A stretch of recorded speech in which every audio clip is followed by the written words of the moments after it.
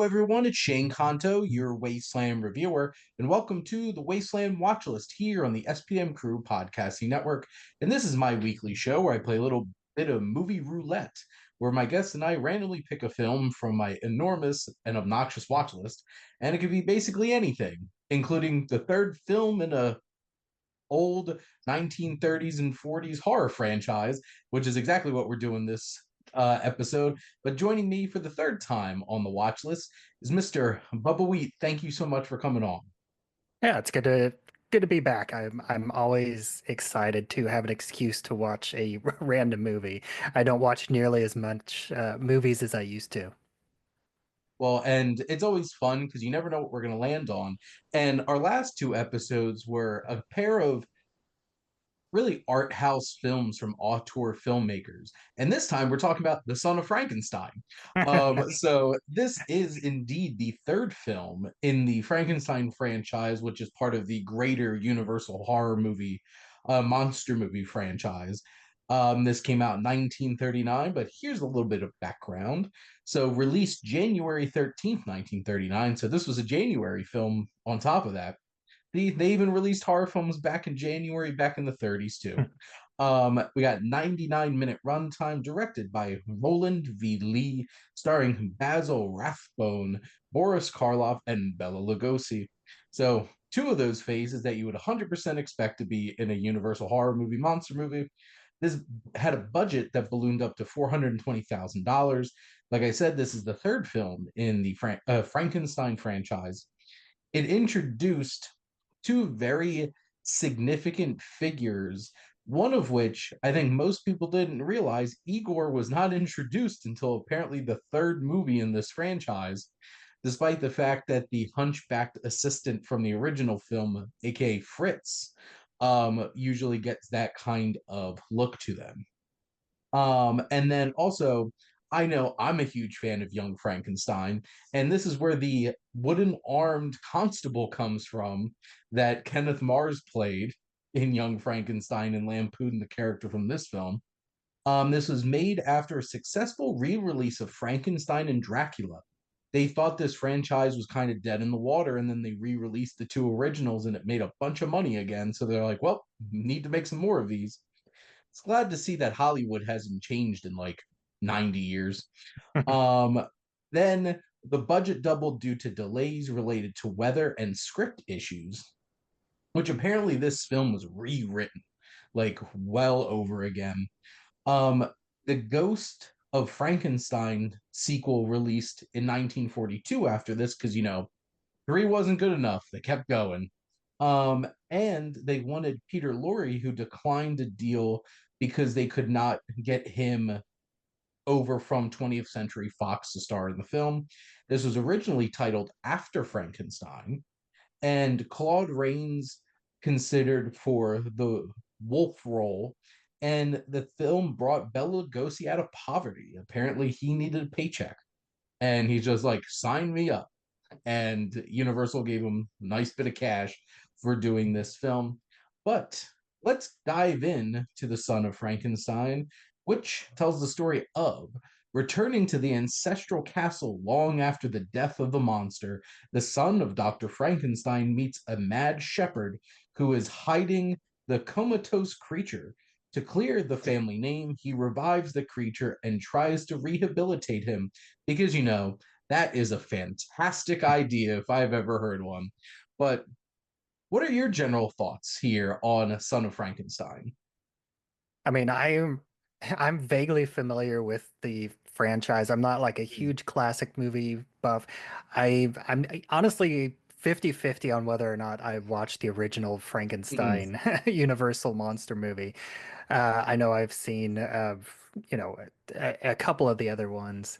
I've seen a few other Frankensteins, like the Robert De Niro one, Yeah, and oddly enough, there's like an '80s anime based on a the Marvel Comics version of Frankenstein interesting. that I watched. It is really bizarre, but and I've recently watched Young Frankenstein like just last year, so Mm. I definitely could tell. I feel like a lot more than just the wooden armed guy was inspired by this film. I feel like they cribbed a lot of beats from this film in Mhm. general to make Young Frankenstein. Well, because honestly, at the end of the day, it is about a descendant of Frankenstein coming back to the castle and doing it all over again. So, guess they basically did just lift the plot from this movie for Young Frankenstein, but, facetiously.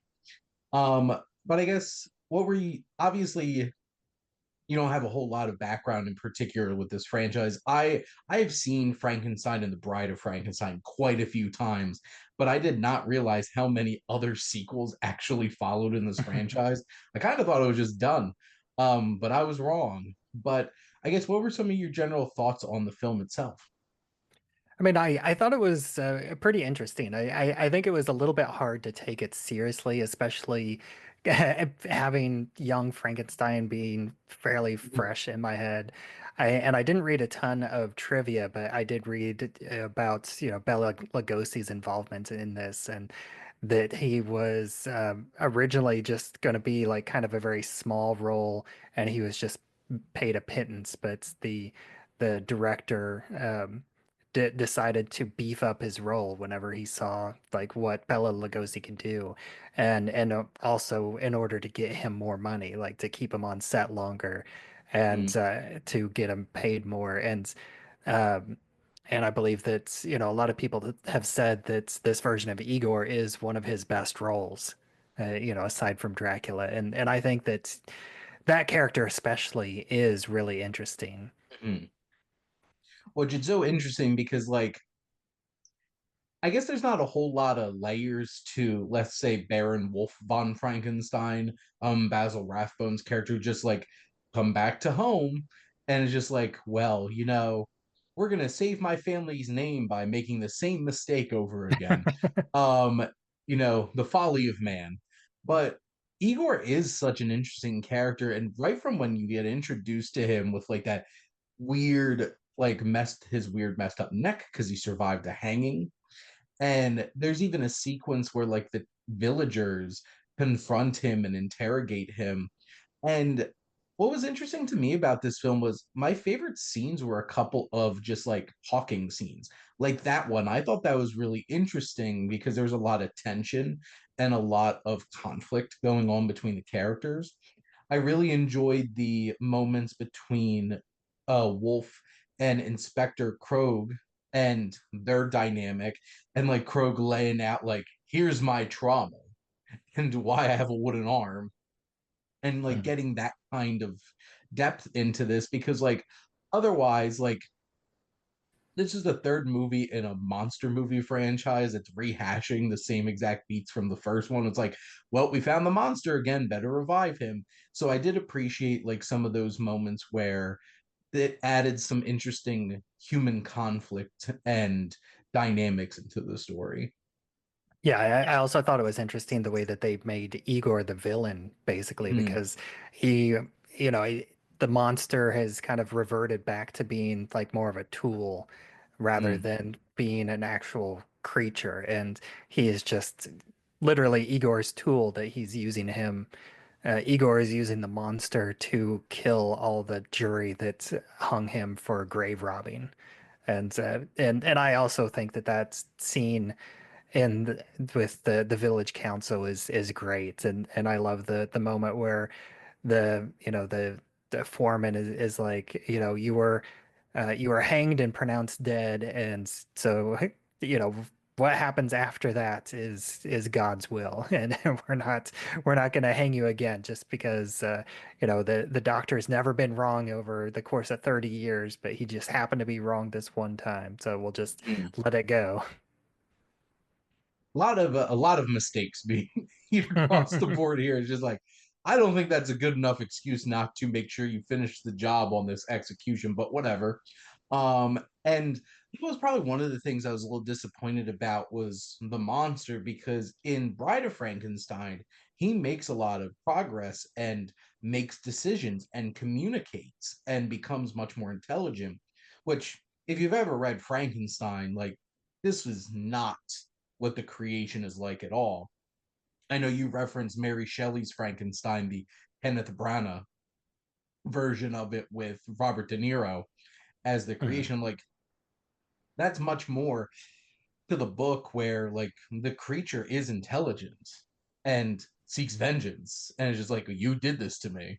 And here it definitely reverts back to like Boris Karloff basically just like all back to how he was in the first film. And like the face makeup looks just as good, except for some reason his outfit just looks so like cheap to me. And It's it's just just like a like, sheepskin rug. yeah, and I'm like, did they not have the same budget for this one? Which that's the thing though, because I've never heard much about Roland V. Lee as a director. Looks like he made like the original Count of Monte Cristo in 34, stuff like that. But like this film is actually really well shot. And there's some Mhm. interesting shots, production design. I think the moments where you see Wolf and his family in like their big dining hall, like the edges of how the room is structured and stuff like that makes it very interesting. I Yeah, think I thought it both, was. I thought that the shots of the castle were all, not quite, but I think Burton-esque is one yes, way to put it. Except, it's very clearly pre Tim Burton, but I yep, wouldn't be surprised if this is one of the things that inspired Tim Burton because there's not very many. Well, there's a lot of straight lines, but it's all crooked lines. yes. It's interesting because I don't really think about it much in the first two Frankenstein films, but like there's probably a lot of German expressionism influencing these films because like a lot of German expressionism were early horror films like The Cabinet of Dr. Caligari and Nosferatu and stuff like that. The illegal adaptation of Dracula. But being able to see how this is crafted together, and it has a pretty like visceral finale too, especially with what happens to the creature, and it's kind of shocking, and it's it has very interesting moments. Like I can see why this one isn't as iconic or well remembered as the other two films. This is also a tad bit longer. This is like almost 20 minutes longer than either of the first two films because like they're like a lean like 75 minutes those original films, and I just felt like this one had a surprising amount of depth to the story for like a third film in a franchise that's circling back to like back to where we began. We're going to revitalize this monster, but like the Igor character adds a lot of intrigue, and it's like is like obviously Igor did some grave robbing, but like is Igor wrong to be upset when he got hanged and then survived and it's just like, well, time to get revenge. And I love his design too, in particular, like his shaggy hair and his beard and his teeth. It just has like a very distinct look to it. And because I feel like most people see Igor as like the hunchback, like tiny, like henchman of Dr. Frankenstein. And I feel like that's probably because I think they kind of just combined the name Igor with what Fritz was in the original Frankenstein. And obviously they ran with that joke in Young Frankenstein with Igor. Um, but like I was a big Van Helsing fan when I was, 13 years old when that came out. And like the Igor in that's much more this Igor. And I thought that was very interesting that they went in that kind of route with like longer, leaner, kind of disformed and angry. And I thought Bela Lugosi was the one that like really stole the show in this one. I think Basil Rathbone does a really fine job of being like, I'm rich, I'm a baron. I do think what's it, Lionel Atwill, who played the inspector. I thought he gave a really good performance. I just feel like Boris Karloff got a little bit wasted in this one. He was a lot less interesting this time Yeah. around. But Yeah, even honestly, though the monster did have like a little bit of, plot to him and a little bit of character, but most of that happened off screen because he still mhm, had, they brought back his relationship with a child, with Mm, Frankenstein's son. But that all happened off screen. We would only see it through the kids' stories talking about the yeah. giants, the friendly giants that comes through the wall, and Which that was also really gave him creepy. his yeah, and gave him the pocket watch of their dead butler. Yep. That was some like twisted stuff going on here. I'm like, Igor's playing some 5D chess over here. Um, Traumatizing and confusing this young child and playing around with that for sure. And I thought those moments were really interesting. I just I was just kind of shocked that like Igor wound up being like the character in this movie and had a lot of depth and layers. And yeah, Bela Lugosi gave a really great performance in this. Um, I did not expect much out of this film, to be honest. Kind of thought it was a cash grab, which here's the thing, it was. But a cash grab could be a fine film too. I It makes me wish that more people would check out like this one because obviously Frankenstein and especially Bride of Frankenstein has gotten a lot more attention over the years as being arguably the better film. But I really enjoyed this film quite a bit, and it had some great moments, had some strong characters. But I guess, do you have anything else that really stood out to you about the film? I don't think so. I haven't talked much about the inspector myself, which I also thought that he was a great character, and I thought that he was entertaining without being as over the top as like young Frankenstein. I thought that he handled What's the fake arm, very well. I thought that it was believable and, humorous, but not being completely absurd. And especially like towards the end where he's like coming in with Frankenstein. And I think it's funny because in a lot of stuff that I read, it's like whenever Frankenstein is playing darts with the inspector, and it's like, no, he's not playing darts with the inspector. Dr. Frankenstein is just throwing darts, and the inspector is standing there. And like the first time, it's he doesn't have his hat on, and then the second time, he's like, "I'm wearing my hat. Do you know what that means?" It's like, does that mean that I'm under arrest? Yes, it does. which they lampoon that character so perfectly in Young Mhm. Frankenstein. It was hard for me for a second to not just automatically go to Kenneth Mars and like, here, there's dinner for dinner. What? We're gonna have to go to the castle. And his whole like the Doctor Strange love of it all, with Mhm. how his wooden hand has like a mind of its own and stuff like that. And even the dart thing where he just like jams them all into the dartboard and it's like, and I that was just this actually watching this movie made me appreciate Young Frankenstein even more because now I'm like, now I get more of these references. But some good characters, a great cast for sure. And I'm looking at some more of these stills and just the shadow work, the lighting, the cinematography in this is really on point for sure. And the Terminator 2 ending. Yes. It is exactly like the Terminator 2 ending, except well yeah, I guess it was more the T1000's ending than, the T100, T800. I always get that mixed up. Arnold had a much nicer, like, I'm going to make a sacrifice, thumbs up kind of ending. The T1000 died a very horrible death, with a lot of pain, apparently. And that's exactly what happened to the monster at the end of this movie. But I can guarantee you the monster will be back in the Ghost of Frankenstein, I'm sure. Now I'm tempted to go watch that. I'm like, can they keep this streak going? I don't know. Based off of the title, I'm just like, this sounds like it's going to go a little weird. Like this wasn't weird enough. But no, this was a fun time. It was an interesting watch. I would definitely recommend if you haven't watched the original two Frankenstein and Bride of Frankenstein. I know I have one of those nice like four movie. I have two four movie Universal monster movie packs, and one of them, I think one of them has Frankenstein, the Bride of Frankenstein, Dracula, and the Creature from the Black Lagoon in it. And I'm like, one of these is not like the others, but it's still a really fun time. But Yeah, That's a I wrap. managed to watch it. On Uh, I did a search on my Roku, and it's brought up, one of the random streaming apps.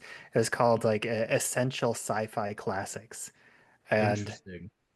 it has that and like maybe about 100 other like practically almost public domain Yeah, sci-fi movies. A lot. I'm definitely a lot of stuff that's being covered on MST3K, yeah, and it was kind of weird though because it only showed like it showed a commercial like every 10 minutes or so, but it was only a single commercial and it was for like I guess there's a group of apps that are all under this same banner, and it was just like an ad for the network, and that was the only ad. But it would interesting. still show like every 10 minutes. Like self-promotion. Yeah. Nothing like self-promotion. Um, but those are our thoughts on Son of Frankenstein. Make sure to like, comment, and share on this episode. Tell us what your favorite, if you have any, have dove into the Universal monster movies. And make sure to like, comment, and follow or subscribe wherever you listen to your podcast. The SPM Crew Podcasting Network is ever expanding. If you're interested in joining the crew, whether at starting up your own podcast or joining as a guest on a show like this, make sure to reach out. And if you like our logo, check out High Flyer Creative for all your digital marketing needs. But real quick, but we thank you so much for coming on as always and talking some movies with me. Anytime. And most importantly, thank all of you out there for always tuning in and supporting the Wasteland Watchlist here on the SPM Crew Podcasting Network.